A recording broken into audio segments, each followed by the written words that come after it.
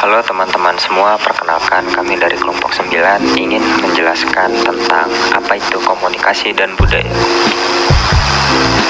Komunikasi budaya adalah ungkapan yang mengacu pada proses komunikasi antara individu atau kelompok yang berbeda latar belakang budayanya. Komunikasi antar budaya terus meningkat, apalagi sekarang karena kemajuan teknologi, orang tidak lagi memiliki batasan untuk berkomunikasi dengan orang lain. Perbedaan antara dua budaya atau lebih yang ditemui tentunya dapat menimbulkan perbedaan pola interaksi dan komunikasi. Dan ini hasil dari keragaman pengalaman, nilai, dan cara pandang masing-masing budaya. Komunikasi antar budaya sering terdengar. Ini karena budaya atau gaya hidup mereka yang berbeda membuat kesalahpahaman di antara kedua orang tersebut. Oleh karena itu, diperlukan sesuatu yang dapat mengurangi tingkat kesalahpahaman antara dua orang agar tidak timbul konflik. Dan ini terjadi dalam bahasa lisan dan nonverbal. Peran bahasa saat ini merupakan alat yang tentunya memegang peranan penting dalam komunikasi antara budaya. Kesalahpahaman diminimalkan dengan menggunakan bahasa Indonesia atau bahasa daerah. Karena bahasa sendiri dapat mengetahui siapa yang marah, siapa yang senang, dan siapa yang sedih. Terdapat beberapa macam pada hakikat komunikasi budaya, yaitu yang pertama ada enkulturasi yang mengacu pada proses yang mana budaya diturunkan dari satu generasi ke generasi berikutnya. Kita bisa mempelajari budaya, bukan mewarisinya. Budaya diturunkan melalui proses belajar, bukan melalui gen. Dan bagi orang tua, kelompok, teman, sekolah, lembaga keagamaan, dan lembaga pemerintahan merupakan guru utama dalam bidang budaya. Kemudian hakikat yang kedua yaitu akulturasi yang mengacu pada proses yang mana budaya seseorang dapat dimodifikasi melalui kontak atau pemaparan langsung dengan budaya lainnya. 4. Fungsi komunikasi budaya. 1. Fungsi pribadi. Fungsi pribadi adalah fungsi komunikasi yang ditunjukkan melalui perilaku komunikasi yang bersumber dari seseorang individu. Berikut identitas pada fungsi pribadi. A. Menyatakan identitas sosial. Dalam proses komunikasi budaya terdapat beberapa perilaku komunikasi individu yang bisa digunakan untuk menyatakan identitas sosial. Perilaku itu dinyatakan melalui tindakan berbahasa baik secara verbal dan nonverbal. Dari perilaku berbahasa itulah dapat diketahui identitas diri maupun sosial. Misalnya dapat diketahui asal-usul suku bangsa, agama maupun tingkat pendidikan seseorang. B. Menyatakan integrasi sosial. Inti dari konsep integrasi sosial adalah menerima kesatuan dan persatuan antar pribadi, antar kelompok, namun tetap mengakui perbedaan-perbedaan yang dimiliki oleh setiap unsur.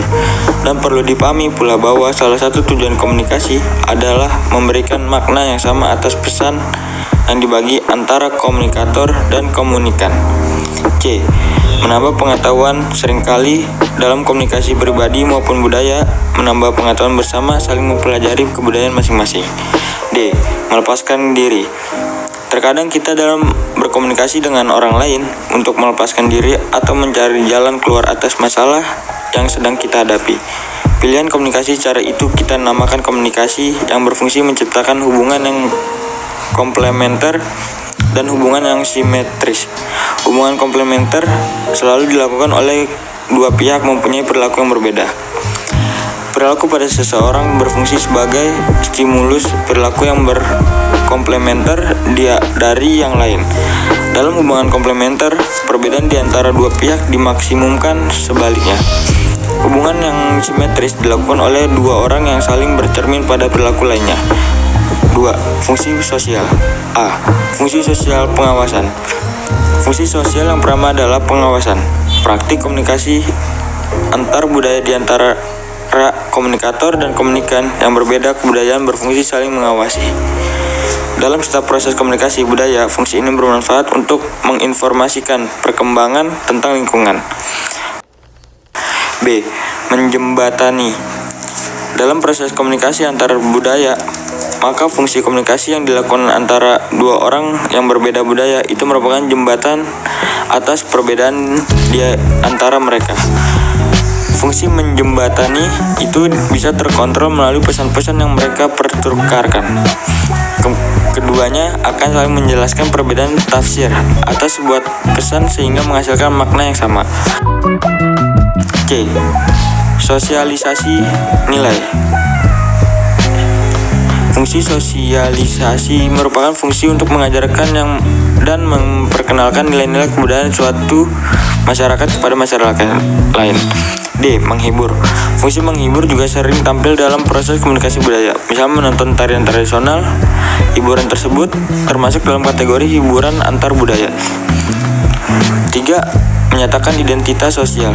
Dengan adanya komunikasi budaya, individu tersebut dapat menunjukkan identitas sosialnya sendiri.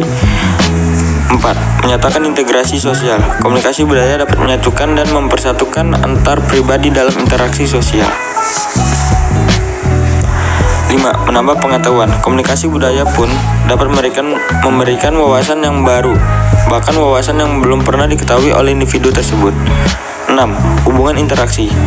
Selain itu, komunikasi budaya dapat juga menciptakan hubungan yang komplementer serta hubungan yang selaras.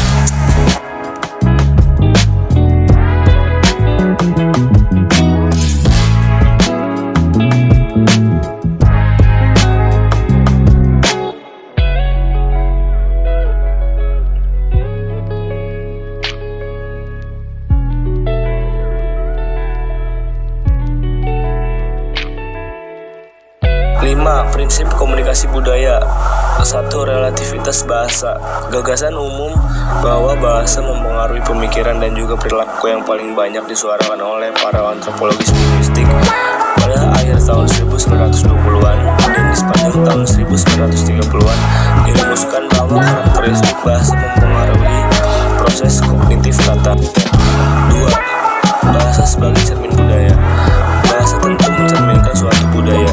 Semakin besar perbedaan budayanya, maka semakin nampak perbedaan komunikasinya, baik dalam bahasa maupun dalam isyarat nonverbal. Semakin besar perbedaan antara budaya, maka semakin sulit pula komunikasi untuk dilakukan. 3. Mengurangi ambigu budaya. Semakin besar perbedaan budaya, maka semakin besarlah ketidakpastian dan ambiguitas dalam sebuah komunikasi.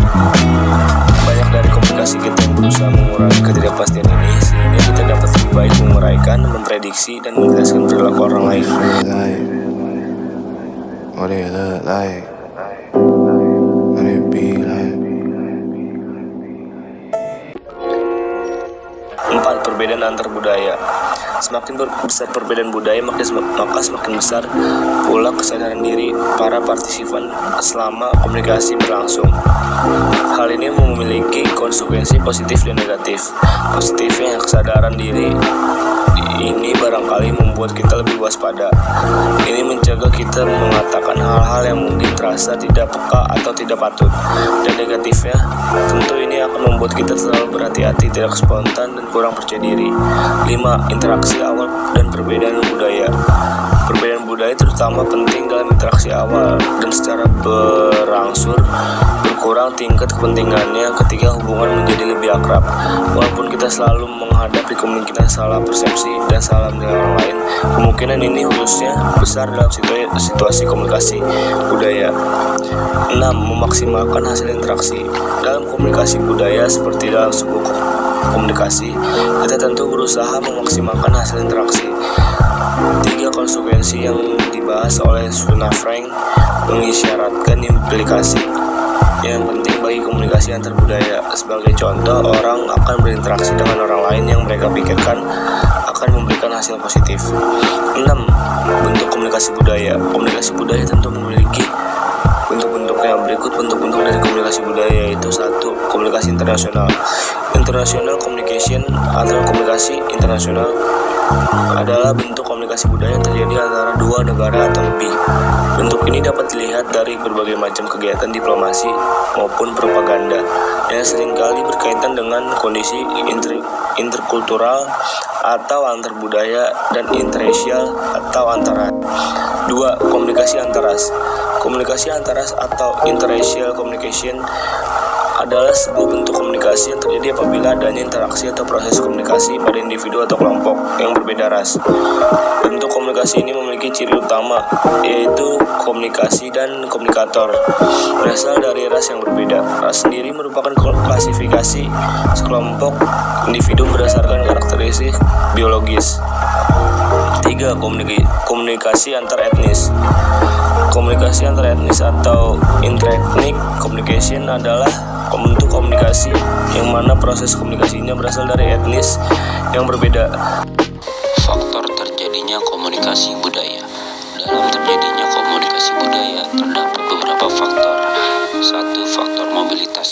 Perjalanan dari negara satu ke negara lainnya bukan menjadi hal yang khusus atau kegiatan ini sudah menjadi kegiatan yang umum dilakukan oleh masyarakat. Hal itu terjadi karena adanya peluang-peluang bisnis yang menggiurkan dan pendidikan yang menjamin, sehingga terjadilah mobilitas yang luas dan terjadilah berbagai budaya yang menyatu pada satu wilayah. 2. Faktor ekonomi. Faktor ekonomi juga mempengaruhi adanya komunikasi budaya. Seperti contohnya, negara Indonesia yang memiliki ekonomi berkembang akan mengalami ketergantungan dengan negara yang memiliki tingkat perekonomian tinggi, sehingga terjadilah perpindahan pekerjaan dan terjadilah penyatuan budaya. Ketiga, faktor imigrasi. Sudah tidak aneh lagi ketika berjalan di rumah sendiri, kita melihat orang asing di sekeliling kita. Hal itu terjadi karena adanya kegiatan imigrasi untuk suatu kepentingan, sehingga terjadilah penyatuan budaya atau biasa disebut dengan akulturasi. 4. Faktor politik. Kepentingan politik pun juga ikut andil memberikan dalam munculnya komunikasi budaya, seperti halnya saat Raja Arab berkunjung ke Indonesia, atau sebaliknya. Saat Presiden Jokowi berkunjung ke negara Australia, kunjungan negara inilah yang mendatangkan komunikasi antar budaya. Manfaat mempelajari komunikasi budaya. Dengan kita mau mempelajari komunikasi budaya ini, maka kita akan mendapatkan manfaat dalam berkomunikasi. Seperti halnya ketika kita bertemu dengan orang yang pola hidup berbeda dengan kita, hal ini agar tidak terjadi kesalahpahaman, bahkan pertikaian ketika berkomunikasi dengan orang tersebut. Kemudian, manfaat lainnya yang bisa kita dapatkan adalah di saat posisi kita sebagai orang ketiga yang melihat kedua orang sedang bertikai karena komunikasi mereka saling salah paham, maka di sanalah kita bisa menjadi jembatan antara keduanya sampai kesalahpahaman itu selesai.